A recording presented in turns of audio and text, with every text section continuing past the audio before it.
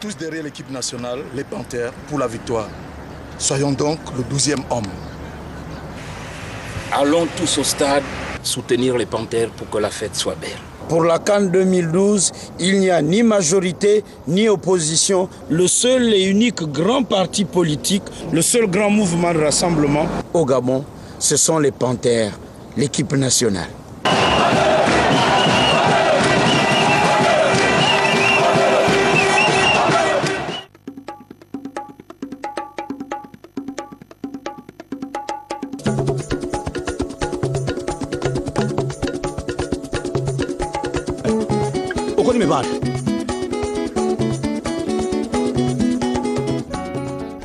Bonjour, je m'appelle Jocelyn Guémaï Bouzo. Je suis le responsable de Nickel Plus Gabon. Je suis ici pour éventuellement vous présenter l'activité que nous menons dans ce quartier depuis pratiquement près de 15 ans. Et cela dit, c'est une activité qui s'appelle la pré-collecte des déchets, qui permet tout simplement d'acheminer les déchets vers les points d'apport volontaires. Et vous constatez ici, par exemple, là, c'est un agent pré-collecteur. Ce sont des bacs que nous plaçons aux ménages dans pratiquement ce quartier. Cela nous permet éventuellement aux ménages de ne pas avoir des ordures derrière les maisons et de ne pas certainement être obligés de jeter dans des cours d'eau. Et cette activité pratiquement, comme je le disais tantôt, dure depuis 15 ans. Et pour les ménages qui ont adopté ces systèmes, permet d'avoir leur espace vital. En français facile, c'est quoi la pré-collecte? La pré-collecte est une activité qui consiste effectivement à assumer le relais entre le ménage et les points d'apport volontaires placés par la société de collecte. C'est-à-dire les grands bacs à ordures? Les grands bacs à ordures, sur les grandes artères. Bonjour. Bonjour, je m'appelle Obiando Parfait. Vous êtes depuis quelle heure sur le terrain? Depuis 7h30. Combien de foyers avez-vous déjà touché? Ça fait plus d'1 mois de cela. Non, là ce matin, combien de foyers vous avez déjà visité? Beaucoup déjà. On a travaillé sur Nickel tout à l'heure, c'est-à-dire le ramassage de la collecte d'ordures. Donc vous acheminez tout en brouette comme ceci? Oui, monsieur. Okay. Est-ce qu'on peut vous suivre dans ce que vous faites? Oui, tranquillement, il n'y a pas de problème. Comme les autres aussi sont toutes les mêmes devant là.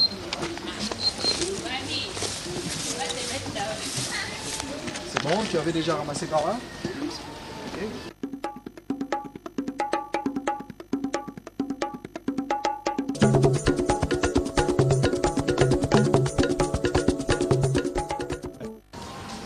On voit vraiment que vous avez quadrillé le quartier, il y a des bacs à ordures un peu partout. Bon, éventuellement, ça répond à ce que je vous avais dit, que c'est une durée qui s'étale à 15 ans déjà. Donc nous avons quadrillé un peu le quartier, mais il y a aussi encore, je peux dire, c'est une activité qui est pratiquement au 1/3 du quartier jusque-là, parce qu'éventuellement, il y a une distance qui limite considérablement, et les problèmes de moyens aussi, qui limitent considérablement le maximum des ménages à pouvoir effectivement adhérer à ce principe de pré-collecte d'ordures. Parlez-nous maintenant un peu de l'adhésion des populations, des foyers que vous visitez. Comment ça se passe? Voilà, l'adhésion des populations, elle est vraiment, elle travaille beaucoup plus, elle est considérée en termes de la fenêtre de Joiry, c'est-à-dire tout simplement que vous avez une adhésion un peu qui est en dents de scie. Vous avez dans un quartier, vous avez une adhésion par exemple au 1/3 avec le maximum de sensibilisation qui est effectué. Vous avez des populations qui vous disent tout simplement que c'est une activité qui se doit d'être effectivement financée par l'État et soutenue par la mairie depuis des années, parce qu'éventuellement il y a un problème d'urbanisme qui n'a pas agi dans ces différents quartiers. Alors vous comprenez que les 90% des ménages à Libreville sont sous-intégrés. voilà, c'est ce qui amène effectivement, qui a agrandi le maximum d'insalubrité. Et vous avez pratiquement un quartier comme Plein Ciel ici, vous avez pratiquement sur 100 maisons, vous avez pratiquement 99 maisons qui ont des déchets derrière les maisons, notamment des fumiers. C'est-à-dire qu'ils font le principe comme au village. Alors pourquoi? Parce que ça s'explique facilement. Il faut beaucoup remercier ceux-là qui arrivent à adhérer aujourd'hui. Ce sont qui soutiennent aujourd'hui notre PME jusqu'à maintenant, parce qu'ils sont pratiquement à 1 km 600, 700 mètres des points d'apport de la Sauveur qui se trouve pratiquement sur les grands artères. Nous avons fait des requêtes à plusieurs reprises pour ces populations parce qu'ils sont allés même voir certains chefs de quartier. Et des plaidoyers ont été faits à travers nous. Nous avions sollicité à plusieurs reprises que les autorités viennent pratiquement en coup de pouce à Nickel Plus Gabon et pour que effectivement la collecte se fait de manière générale à tous les ménages. Parce que si on veut effectivement épurer le problème de l'insalubrité, il faut maximiser cette collecte, à lui donner la même considération que la collecte des déchets. Dites-nous, quand vous ramassez dans un foyer, combien paye-t-il par mois? Par mois ou par semaine? Nous faisons un travail qui a un rythme standard. Vous allez constater que les ménages payent mensuellement, ils sont à la mensualité. Et la fréquence... C'est combien si ce n'est pas secret? Bon, si ce n'est pas très secret, mais sinon, c'est des montants qui alternent de 5 000, qui avaient démarré déjà dans des montants comme 3 000 francs. Et aujourd'hui, avec le coût de vie qui ne fait que changer, et nous sommes une structure de travail. Et aujourd'hui, vous avez aussi des contraintes en ce qui concerne par exemple des salariés et des gens qui avaient commencé au début. Moi, je me rappelle, j'ai démarré tout seul. Et pratiquement, il y a à peine 3 ans que j'ai commencé à avoir un peu de personnel parce que ce n'était pas facile de pouvoir avoir... du monde. Donc ça alternait entre 3, 4, 5 000 francs et aujourd'hui, avec les changements de coûts, le coût de vie augmente, la vie elle est chère et les salariés aussi réclament à ce qu'ils soient payés au SMIC. Aujourd'hui, donc chez vous, tout le monde est payé au SMIC? Pratiquement, je dis, c'est à peine il y a 3 mois, nous avions revu cela parce que ça a été une contrainte au niveau des salariés qui ont demandé à ce qu'ils aillent au SMIC parce que, à beau leur faire comprendre que l'activité aura un impact sur la clientèle. Alors nous avions été obligés d'arriver à cela. Aujourd'hui, vous avez un agent qui est payé pratiquement à 80 000 qui est le SMIC gabonais jusque-là. Et combien d'employés avez-vous? Bon, je dirais que puisque nous avons plusieurs secteurs, aujourd'hui nous avoisinons pratiquement les 40 dans les différents quartiers que nous opérons, parce qu'il faut reconnaître qu'aujourd'hui nous sommes dans les 30 à 40 quartiers que nous sommes en train d'opérer. Et quand Nickel Plus intervient dans un quartier, ça peut être 30, 40, 50 ménages qui nous sollicitent évidemment en termes de prospection avec nos directions commerciales. Mais il faut déjà dire que nous sollicitons énormément la meilleure considération des pouvoirs publics et aussi de la municipalité à pouvoir effectivement faire sous-traiter ce travail par la grande structure de collecte. Pourquoi pas? Parce qu'on estime que la pré-collecte est un élément fort, est une activité qui doit être considérée au même titre que la collecte des déchets, c'est-à-dire lui allouer une subvention mensuelle. Et là justement nous sommes face à un fumier. Voilà, c'est un fumier, c'est des exemples de fumier comme ça que je vous ai dit que vous avez pratiquement à une échelle de 5 ménages, vous avez pratiquement 4 ménages et demi qui ont des fumées comme ça derrière les maisons. Et c'est cela effectivement qui amène des maladies liées aux déchets telles que la fièvre typhoïde qui fait un carnage dans notre ville, dans notre pays. Mais moi je dis, si on veut vraiment enrayer à cela, vous avez même le paludisme, vous avez du tétanos qui est vraiment dont les enfants sont beaucoup exposés. Et des maladies diarrhéiques telles que les enfants sont là et puis c'est pas facile puisque le quartier sous-intégré c'est vraiment un fourre-tout. Parlez-nous maintenant de vos rapports avec l'hôtel de ville. D'aucuns disent que vous êtes subventionné, que vous recevez une subvention ou annuelle ou mensuelle. Qu'en est-il réellement? Voilà pourquoi je disais qu'il est très indispensable de déjà remercier la première chaîne de télé avec le gouvernement qui a bien voulu, notamment le chef de l'État, le chef du gouvernement, qui a bien voulu effectivement ne pas faire arrêter cette émission parce que vous vous inscrivez vraiment dans la réalité des faits, vous venez aux faits et vous êtes arrivé comme ça. Vraiment, on tient à vous remercier. Il faut déjà dire que les rapports avec l'hôtel de ville, jusque-là, sont des rapports très clairs. La mairie connaît déjà ce que nous faisons depuis des années et nous, nous avions demandé, nous avions dit, nous sommes une force de proposition aujourd'hui pour les municipalités depuis pratiquement près de 15 ans et nos rapports sont très clairs. Il n'y a pas de subvention, ça je le dis clairement. Il n'y a pas de subvention. La seule, déjà vous connaissez très bien qu'il n'y a qu'une seule structure qui est subventionnée et qui balaie pratiquement, je pense, le bord de mer. Donc ça au moins la mairie l'a dit à plusieurs reprises. Nous n'avons pas de subvention à la télé. Nous n'avons pas de subvention. Ça il faut le dire franchement à vos écrans. Nous n'avons pas de subvention. Nous ne recevons aucune subvention. Nous travaillons avec le peu que donnent les ménages. Si un ménage vous reverse 5 ou 10 000 par mois pour les services qui sont effectués au quotidien et qui vous dit clairement on vous encourage pour pouvoir soutenir, pour faire vivre la PME gabonaise et l'initiative. Mais nous disons tout simplement que l'État, les gouvernants, le maire doivent se mettre là-dessus pour pouvoir vous donner une subvention. Parce que aujourd'hui, la mairie nous a dit à plusieurs reprises, les services nous ont dit clairement que vous voyez la problématique. On ne peut pas subventionner jusque-là, on ne peut pas. Tout ce qu'on fait, c'est que en 2004, nos rapports, on démarre avec la mairie en 2004, où la mairie nous interpelle pour... nous sommes alignés dans un projet gestion urbaine partagée des déchets solides à Libreville, qui a été financé en partie par le PNUD. Et dans ce projet, je dirais, nous avions bénéficié effectivement d'une formation par l'Institut du CREPA en Afrique de l'Ouest. Nous avions fait effectivement nous avons bénéficié des voyages d'études à Ouaga et au Mali, à Bamako. Et nous avions rencontré les différents maires de ces villes-là. Et nous avions fait un échange d'expériences. Je peux même me permettre de dire que je tiens à remercier au passage le coordinateur du projet à l'époque, M. Meksangunga, qui a été très actif dans ce projet jusqu'en voyage d'études à l'extérieur et qui valablement a présenté avec l'expert du PNUD, qui a valablement présenté Nickel Plus Gabon. Et donc depuis ce jour-là, vous avez acquis cette expérience qui vous a permis de former aussi vos équipes? Effectivement, ça nous a permis éventuellement de pouvoir former nos équipes, de pouvoir nous accentuer sur le travail, mais il y a toujours des limites, je tiens à le dire. Les limites se retrouvent au niveau où on ne nous a pas jusque-là donné la latitude de pouvoir effectivement mettre en musique ce que nous sommes allés apprendre. Parce que j'estime que le pays m'a formé, le pays m'a donné un plus.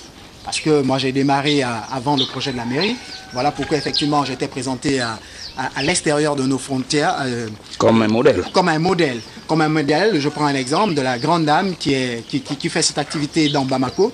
Je suis allé spécialement la rencontrer et j'ai été présenté à la ville de Bamako comme un modèle dans notre pays qui fait la même chose avec des points d'apport faits comme vous voyez là avec des demi-fils, tout ça. D'accord, ça c'est un de vos agents. Ils sont même là-bas. Voilà.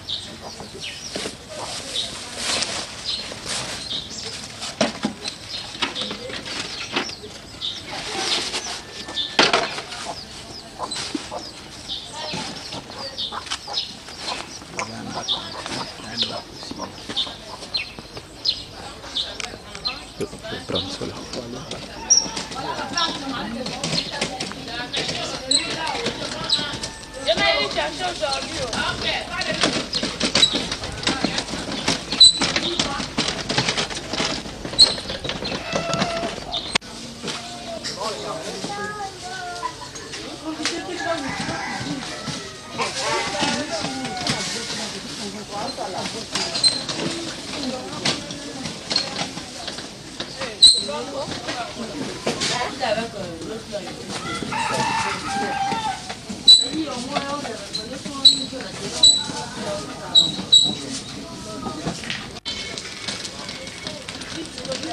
Entamer la tapette.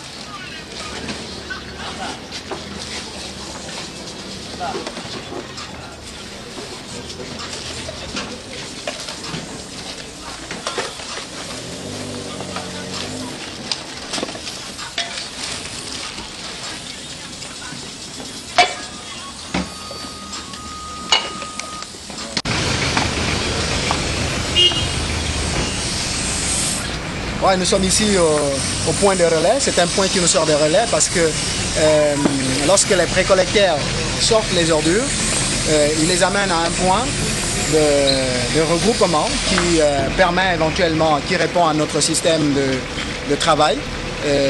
Ça a été établi par notre responsable d'exploitation qui nous permet éventuellement, après ici, nous les acheminons. Ils ont fait le regroupement de partout, de tous les points. Et ils les acheminent. La deuxième étape, c'est l'acheminement, c'est-à-dire l'enlèvement de ce point jusqu'aux décharges, au point de déversement de la Sovogue, notamment sur les bacs Sovogue qui sont posés sur les artères de beau séjour. Donc c'est à cela que... Voilà pourquoi vous les voyez regroupés ici.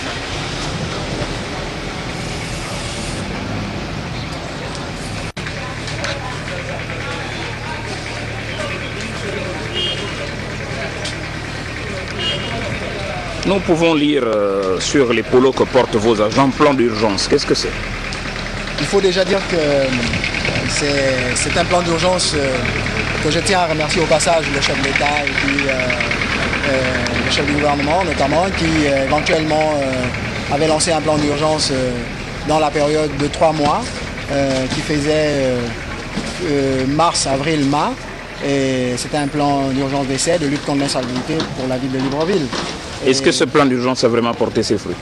Pour moi, personnellement, et l'ensemble des opérateurs et aussi la commission, ce plan d'urgence a porté ses fruits. Parce que, voyez-vous, ce plan d'urgence a permis éventuellement de pouvoir curer activement les caniveaux sur les routes, mais aussi de balayer constamment les rues de Libreville, mais aussi d'enlever les ordures et les points noirs qui se trouvaient.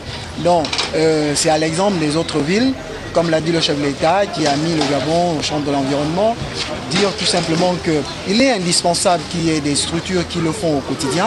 Et c'est la raison pour laquelle nous tenons à remercier au passage ce plan d'urgence. Parce que ce plan d'urgence, aujourd'hui, nous avons demandé, après les rapports, nous avons demandé tout simplement, qui a été bien coordonné par le ministre de l'Intérieur, nous a permis tout simplement de dire qu'il serait utile que ce plan d'urgence soit pérenne.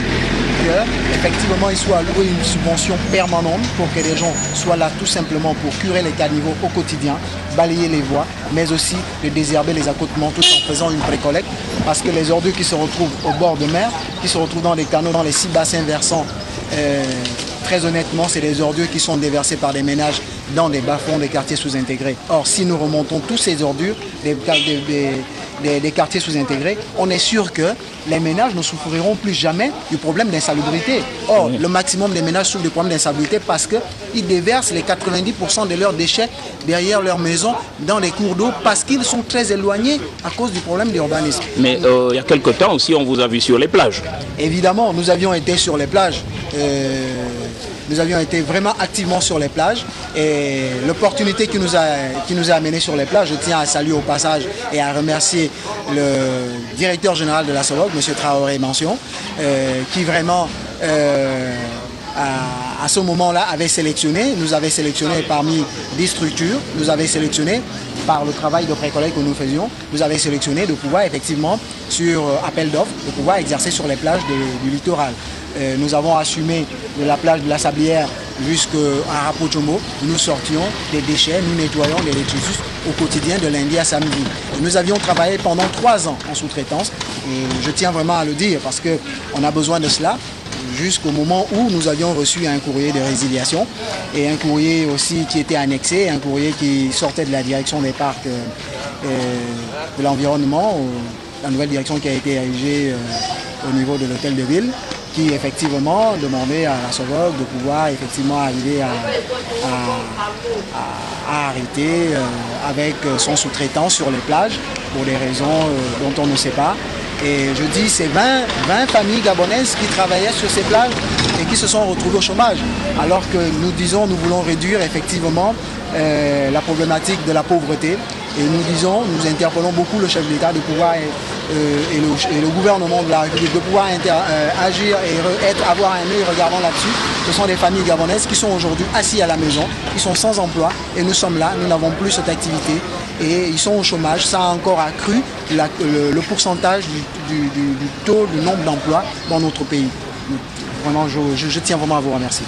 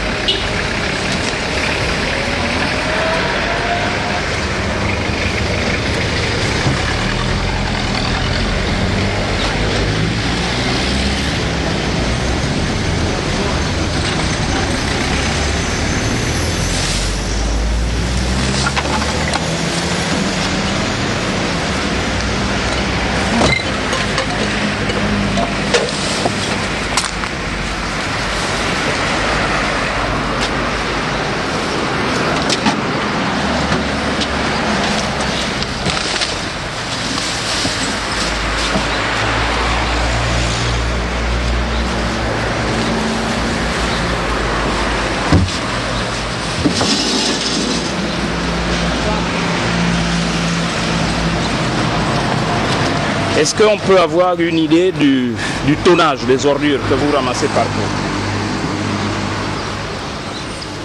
Bon, ça je disais que je vais te lancer après. Hein. Bon, pratiquement, il faut déjà dire que nous allons pratiquement à peu près dans les 10 tonnes. Hein. 10 tonnes jour. Dans les 10 tonnes la journée qu'on sort journalièrement. Dans un quartier comme celui-là. Hein? Vraiment, c'est pas rien. C'est pas rien. C'est la raison pour laquelle nous demandons à ce que les moyens roulants, avec une subvention, parce que c'est ce type de collecte qu'il faut pour notre ville. Alors pour adjoindre, pour amener la contribution et amener les ordures des sous-intégrés, il faut pratiquement une subvention pour pouvoir nous amener à avoir des moyens roulants pour supporter tout ça. Et vous voyez bien que nous ne pouvons faire ça à ces heures-ci. Parce que vous avez la collecte en temps normal, comme la municipalité l'a dit, elle démarre à 18h. Mais nous ne pouvons pas la faire. On ne peut pas faire la pré-collecte à 18h. Vous comprenez que les quartiers sous-intégrés ont des problèmes d'insécurité, ont des problèmes de lumière. Hein, et le finish est là. Les agents précollecteurs ne peuvent pas travailler dans les quartiers sous-intégrés à ces heures-là pour pouvoir amener les ordures à ces heures, à ces moments-là dans les points d'apport.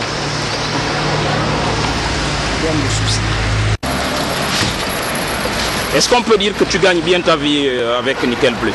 Oui, exactement, je gagne bien ma vie. Je gagne bien ma vie avec Nickel Plus. Donc il n'y a pas de plainte particulière au niveau du paiement? Non, au niveau du paiement, il n'y a pas de plainte. On a juste besoin du soutien de l'État, une subvention, on en a besoin. Okay. Tout à fait comme il vient de dire mon collègue, on a besoin de subventions pour que l'État nous vienne en aide. Merci.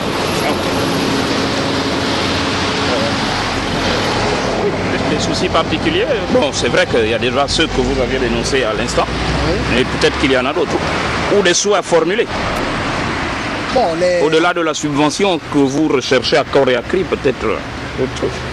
Bon, déjà, vous le voyez déjà, vous avez été au fait, vous avez vu les réalités, vous avez vu comment nous travaillons, dans quelles difficultés nous sommes là. Vous avez vu, ça c'est aussi les agents Nickel Plus qui balaient tout le long là, les beaux séjours, hein, et en enlevant aussi les déchets de ménage. Donc, c'est dire tout simplement que nous avions vraiment besoin que ce travail ait une meilleure considération, hein, et qu'on alloue un budget, qu'on inscrit une ligne budgétaire dans la loi de finances. C'est important pour que la précollecte, parce que notre pays a besoin de cela.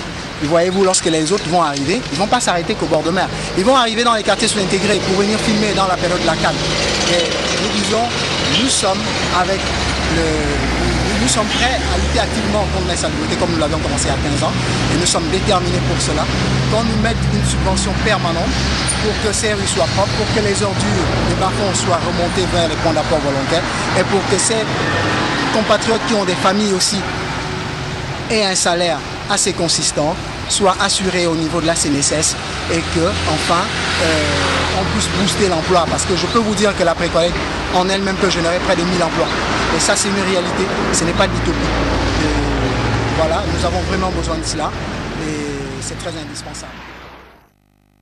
Bienvenue sur Gabon Télévision, bienvenue sur Pluriel à Gabon Télévision. On peut applaudir pour ces jeunes, messieurs, ces jeunes qui se départent quand même au quotidien pour pouvoir rendre un peu plus propre notre ville. Et ils le font sans complexe, ce qui est important. Oui. Ils le font sans complexe pour la propriété de Libreville et c'est l'affaire de tous. Et pour le cas de ce groupe-là, ils le font depuis 15 ans. 15 ans. 15 ans. Alors, vous vous imaginez, les quartiers, vu que la convention qu'il y a entre Sovog et l'hôtel de ville, il faut que les ordures sortent le soir.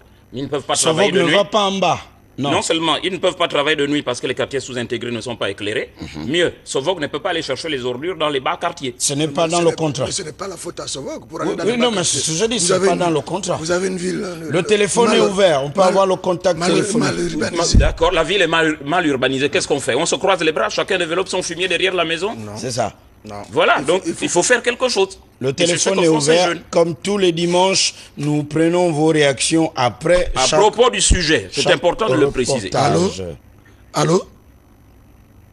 Allô?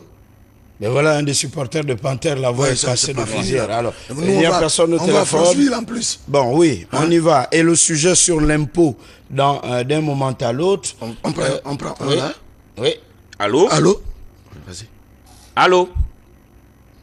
Vous êtes en direct, si vous nous écoutez, allez-y, parlez. C'est pas l'ancien combiné de la RTG qui se retrouve à Gabon, Gabon Télévision. Ouais. Il faut encore revoir le patrimoine. Il s'en est allé une fois de plus. Comment on fait, monsieur? À Gabon Télévision, il faut d'abord voir l'ancien patrimoine. Tout de même, quand on bascule, on voit le patrimoine. Qu'est-ce qu'il y avait, qu'est-ce qu'il n'y avait pas, qu'est-ce qui marchait. Mais qui doit le faire? Je vous pose la question, vous, la nomenclature audiovisuelle gabonaise. C'est la tutelle de le faire. C'est qui la tutelle? Le ministère de la Communication. Le vœu a été mis, je crois, au mois de mars de cette année, ou le décret d'application. Mais c'était à la tutelle de voir, de faire le comment tu appelais? Je perds tout. Qui? Et moi, parce que je comprends. Il faut vérifier s'il n'y a pas. C'est pour ça que je pose les questions. Allô? Avant de parler de patrimoine, je disais, c'est la tutelle qui devrait faire. Ce qui semble, le téléphone a un problème. Oui? J'allais préférer pour que cette ordure soit achetée par, donc faire un programme d'acheter à tout moment et que chacun amène un sac de 200, vous allez voir que tout le monde va tomber dedans comme pour acheter, pour vendre les ordures et tout le monde va ramasser, ils vont acheter partout. Ils vont tous ramasser. Oui, mais qui devra payer dans ce cas? Ouais. Allô? Oui, qui devra payer? Peut-être la mairie pouvoir dire, bon, chacun qui amène un sac des ordures bien plein, et là, 100 francs, 200, et puis... Comme si on aura une ville propre. Bon, vous comprenez que c'est encore mieux de financer la précollecte que de faire payer les ordures. Et là, si vous dites à la mairie de payer, acceptez que c'est les gens qu'on va leur donner de l'argent pour aller devant. Très bonne proposition, monsieur. Simplement retenir que... travail effectif. Oui. Si la mairie doit payer 100 francs, 200, ceux qui précollectent, il faut accepter que la mairie réclame aussi. Non, mais pour que la mairie réclame, il faut que nous, le contribuable, payons les impôts. Payons les impôts. Allons-y justement. Allons-y justement aux impôts. Parce que l'argent que la mairie paye à Sovog, mais c'est notre contribution, c'est notre forme de solidarité pour la... Mais monsieur, très bonne proposition. C'est-à-dire on peut encourager ce genre d'initiative. Et en parlant d'impôts, allons et... Pour parler du secteur tertiaire, le temps de prendre ce téléspectateur. Allô? Allô? Oui, bonjour. Bonjour. Nous vous écoutons, monsieur. La pré-collecte des ordures dans les bas quartiers. Vous savez, Libreville a un relief accidenté. Et mal urbanisé. Et c'est une ville très mal urbanisée. Nous l'avons, c'est notre passif là. C'est là. Que pensez-vous qu'il va falloir faire? Là, nous avons vu ces jeunes donc, qui ramassent moyennant 5 000 francs CFA par mois, par foyer. Est-ce que vous pensez que vous aurez d'autres propositions? J'aborde dans le sens du participant tout à l'heure, qui proposait que les populations apportent leur sac d'ordures, quitte à ce que la mairie... Parce qu'en matière vous avez parlé du contribuable payer l'impôt. On dit en économie que qui fait l'impôt. C'est les populations qui font l'impôt. Le premier contribuable d'un État, c'est son peuple. Le peuple gabonais cotise suffisamment l'impôt. C'est à nos décideurs de faire quelque chose. En plus, j'ai l'impression que nos décideurs ne penchent même pas un peu sur le petit Gabonais. Le budget de l'État gabonais est dans les mains des Béninois, des Libanais, etc. À quel moment vont-ils se réveiller pour le petit Gabonais aujourd'hui qui est prêt à tout faire?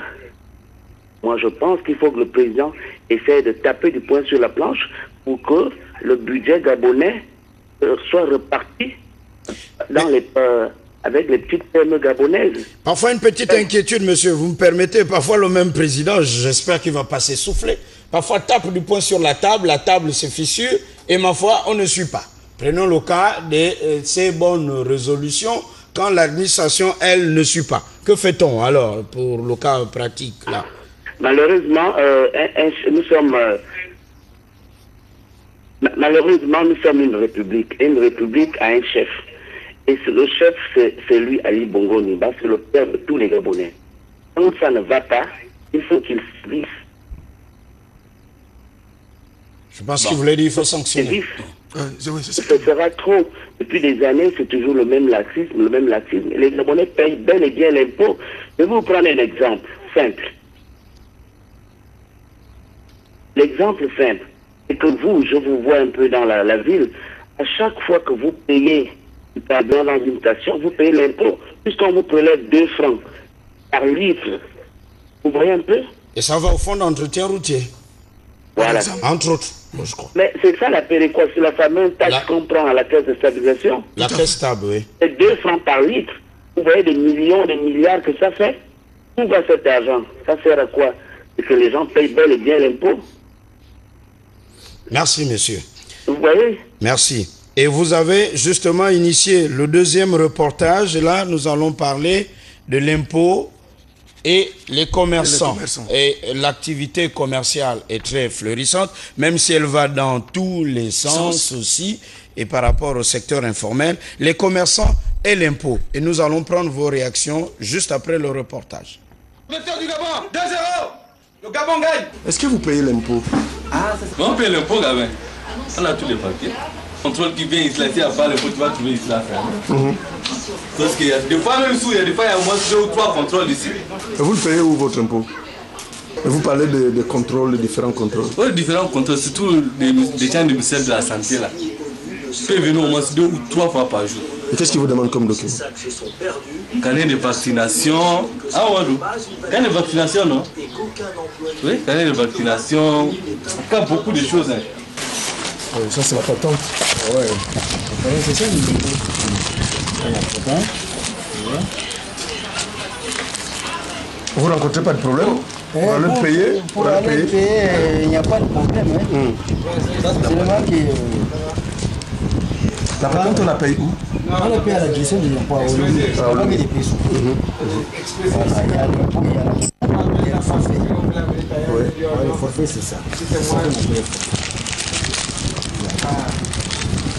forfait, il est à 150 000. La patente, elle est à 40 000. Est-ce que les inspecteurs des impôts passent ici? Oui, de temps en temps vérifier ici. Oui, parce que...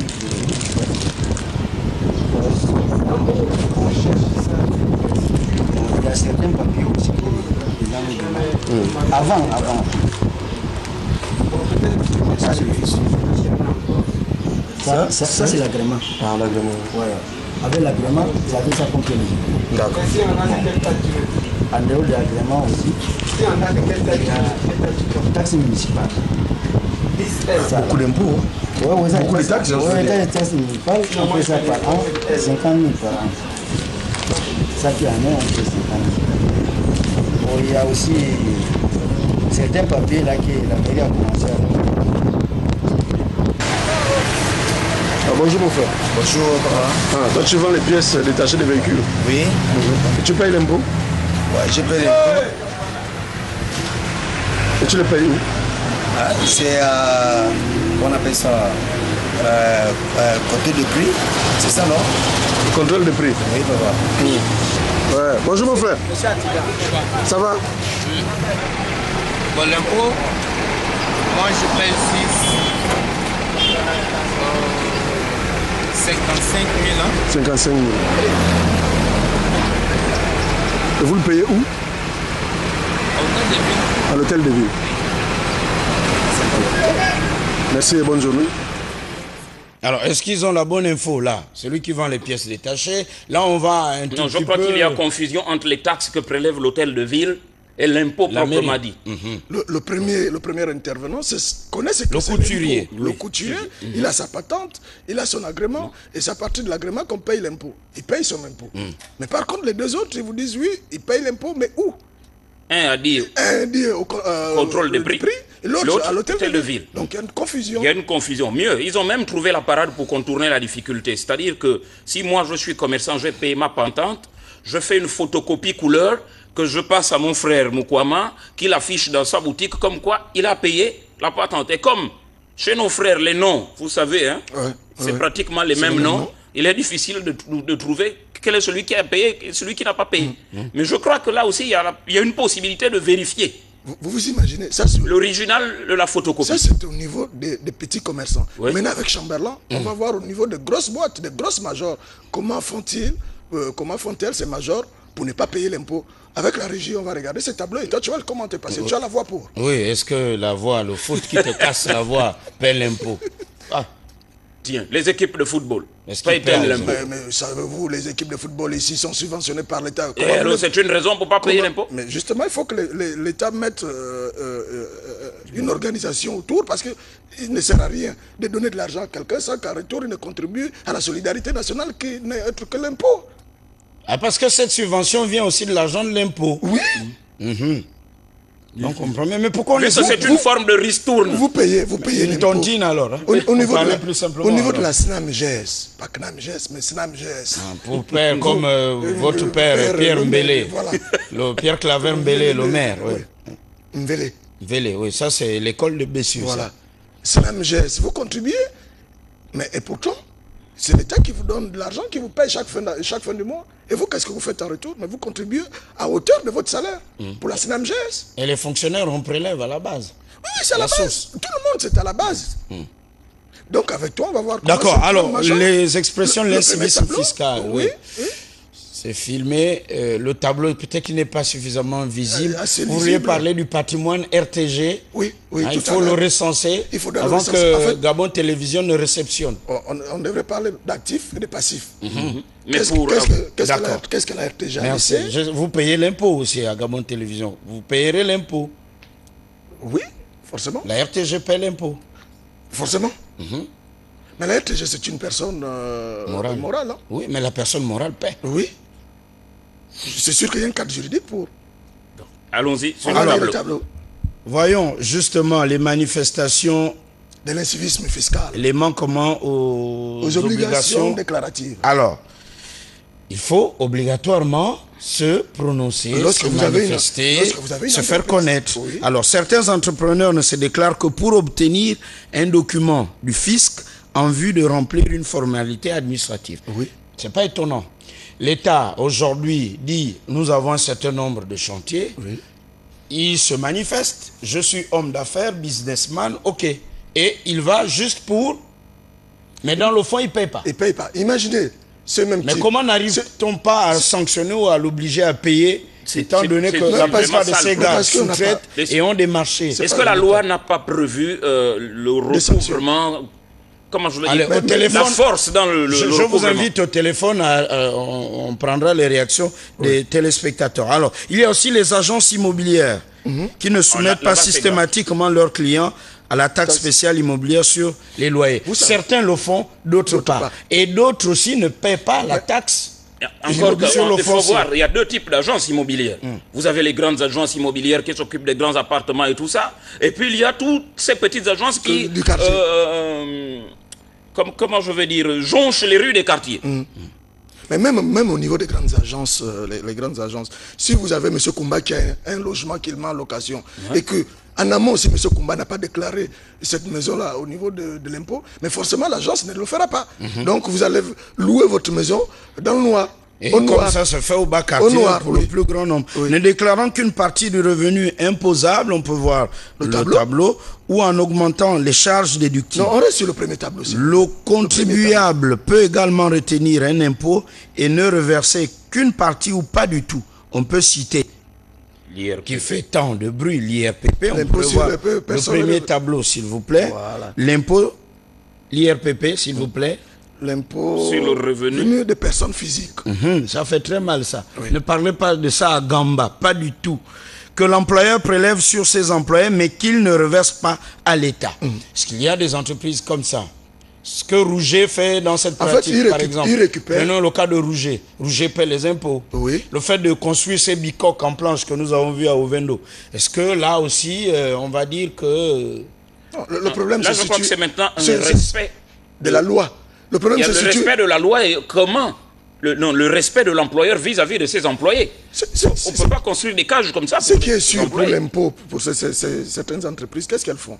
Elles prélèvent chez vous, mais ne reversent pas soit à la CNSS ou encore moins au Trésor public. Ouais. Fraude fiscale. Alors, il y a aussi certains entrepreneurs qui vont jusqu'à produire des faux documents pour faire bénéficier à des tiers le remboursement de la TVA ou utilisent de couvertures politiques ou administratives pour ne pas payer l'impôt. Je connais tel ministre, je connais tel baron du pouvoir et du système. Eh bien, j'agis ou en connivence avec une grosse et grande personnalité au niveau des impôts et je ne paie pas l'impôt. Le deuxième tableau, s'il vous plaît. Le deuxième tableau. Le deuxième, justement, est là. La corruption et l'évasion fiscale.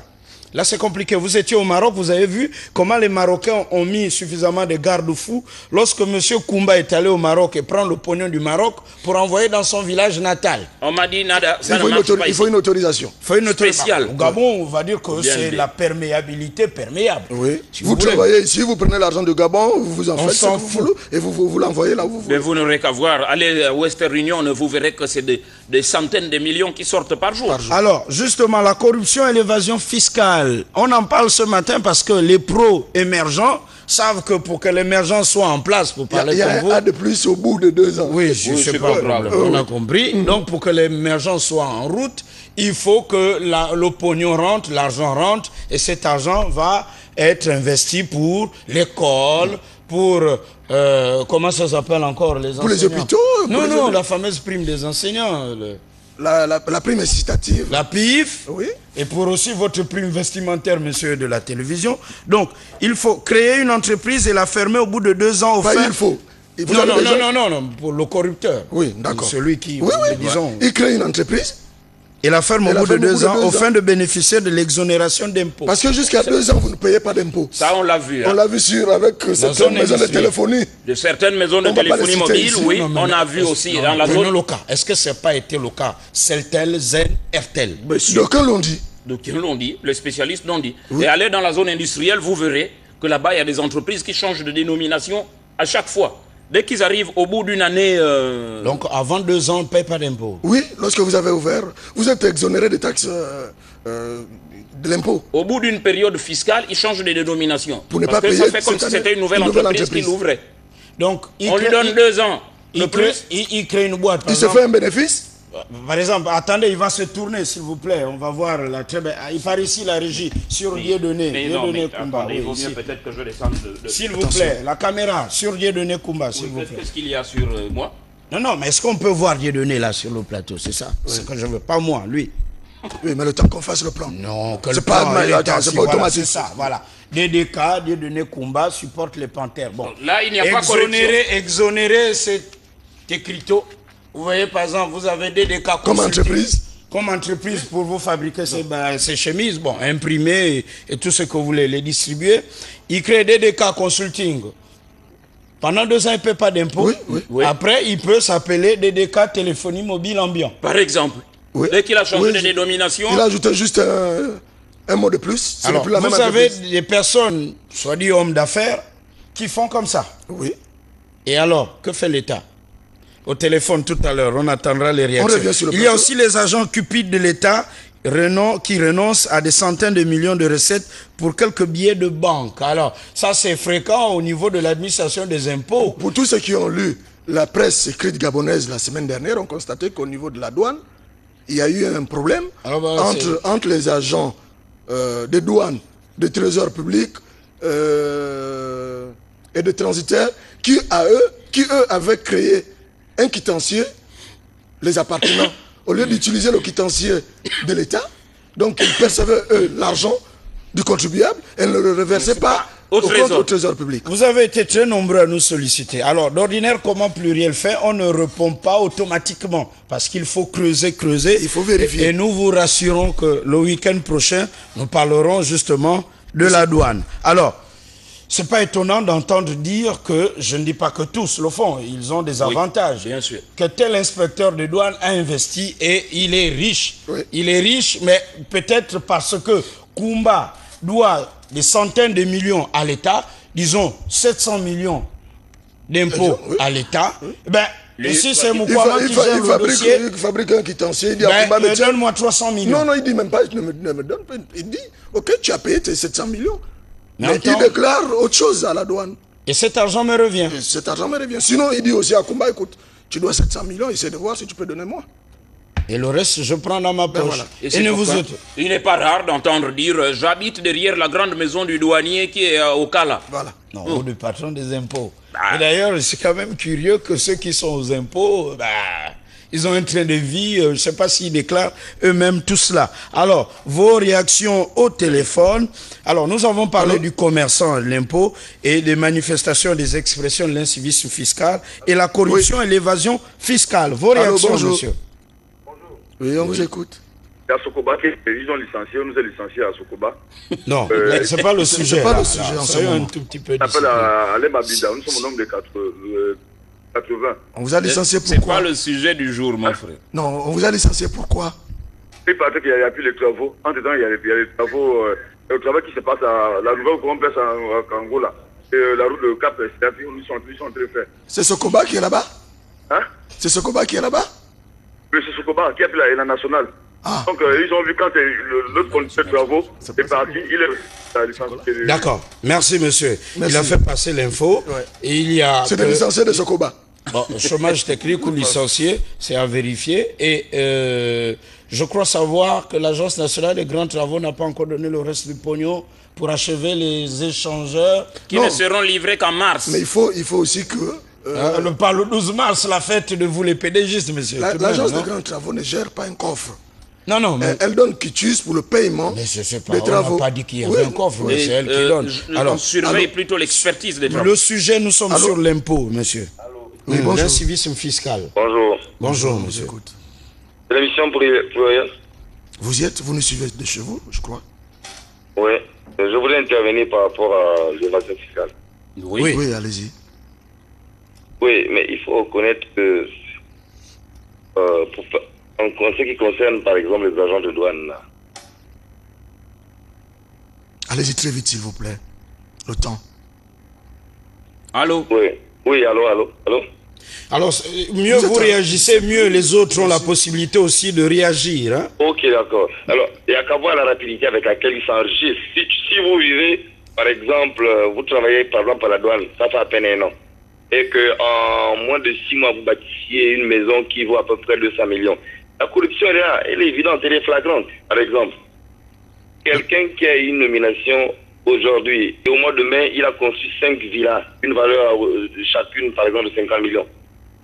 La corruption est évidente. Je ne sais pas pourquoi l'agence ou bien l'autorité qui est en charge de la lutte contre la corruption ne voit pas ces cas évidents de corruption. Je ne comprends pas comment un simple douanier, ou un commandant de douane, style diplômé, peut en moins de 6 mois bâtir une villa de 500 millions. Ou un inspecteur d'impôt. Tout de même.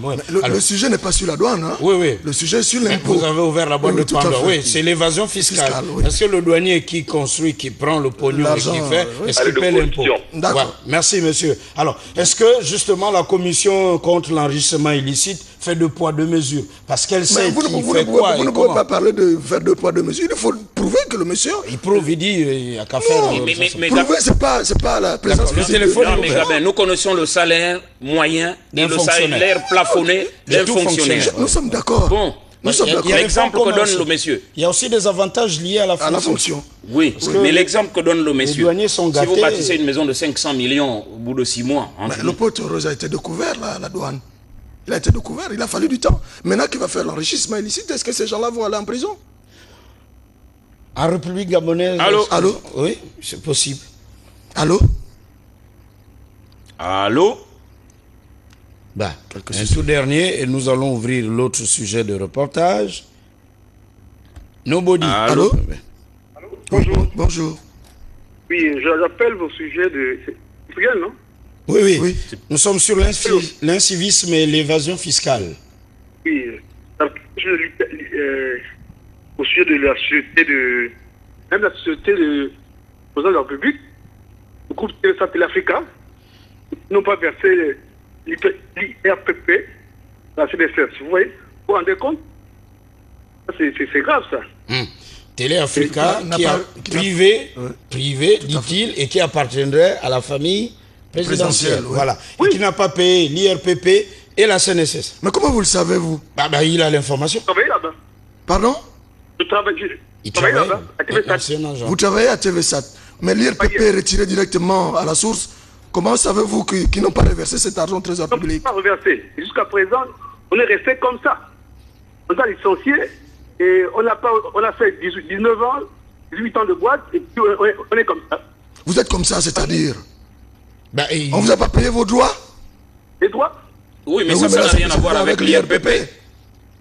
Écoutez, c'est simple. Il y a gagné à la CDCF. D'accord. Seulement, et puis ils diront que non. Oui, ça c'est la cotisation. Ne l'accablez pas de questions. Monsieur a donné l'information à ceux qui doivent vérifier. Monsieur, merci de nous passer l'info, de vérifier l'information. Est-ce que Téléafrica, qui est un groupe privé qui appartiendrait à la famille présidentielle, du président Bongo, paie l'IRPP et les autres formes d'impôts. Voilà, et la CNSS. Dans le cas contraire, il faut un redressement fiscal. Et là aussi, on en vient. Est-ce qu'il y a le redressement fiscal, c'est lorsqu'on est en faillite.